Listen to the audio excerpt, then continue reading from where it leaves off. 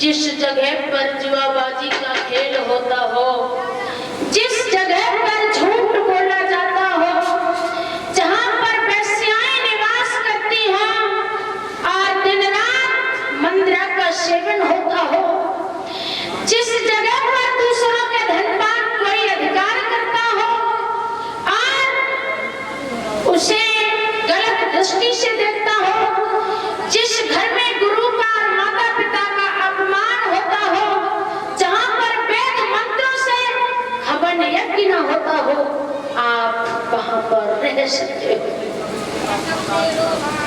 कलयुग कहने लगा, महाराज आपने सब गलत ही गलत जगह दे दी हमको, कोई एक अच्छी जगह तो बता देते जिसमें हम बैठ करके शांतिपूर्वक अपना जीवन व्यतीत कर लेते।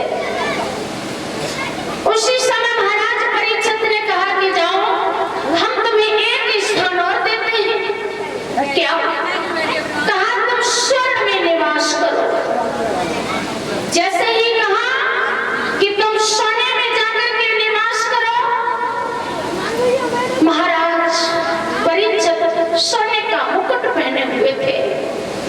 सूक्ष्म रूप से कलयुग मुकुट में प्रविष्ट हो गया। महाराज परीक्षित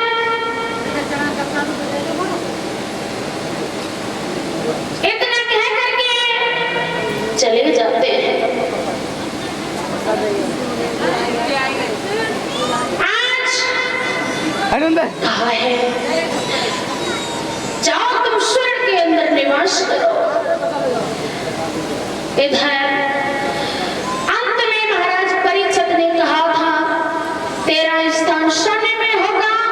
भक्तों, जो कलयुग ने सुना, महाराज परीक्षित सोने का मुकुट पहने हुए थे, ये उसी मुकुट में महाराज प्रविष्ट कर गया। आज गाय पृथ्वी रूप में आ गई, बैल धर्म रूप में आ गया। महाराज परीक्षित इंद्रप्रस्थ दहली के लिए चले गए। थोड़ा समय व्यतीत हो जाने के बाद फिर महाराज परीक्षित अपने सिर पर वही जरा सिंध वाला मुकुट धारण किया और शिकार खेलने के लिए चल दिए।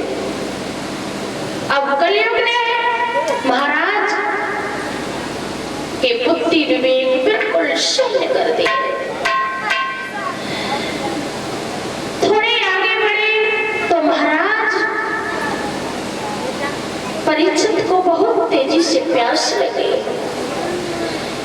वन में जब भ्रमण करते करते महाराज परीक्षित को प्यास लगी तो पानी की तलाश महाराज परीक्षित करने लगे, लेकिन वो तो वन में पानी कहाँ रखा है।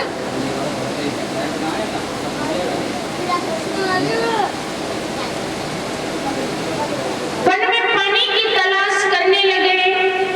महाराज परीक्षित जल की तलाश करते हुए अश्व पर सवार होकर आगे बढ़े। दिल्ली का सम्राट जल की तलाश करता फिरता है।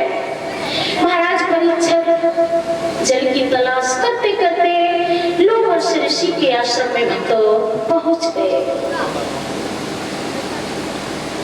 और दिल्ली पर महाराज परीक्षित जहां पर लोमश ऋषि बैठे हुए ध्यान कर रहे थे, महाराज परीक्षित उसके पास पहुंच गए और पानी की मांग करते हैं। महाराज परीक्षित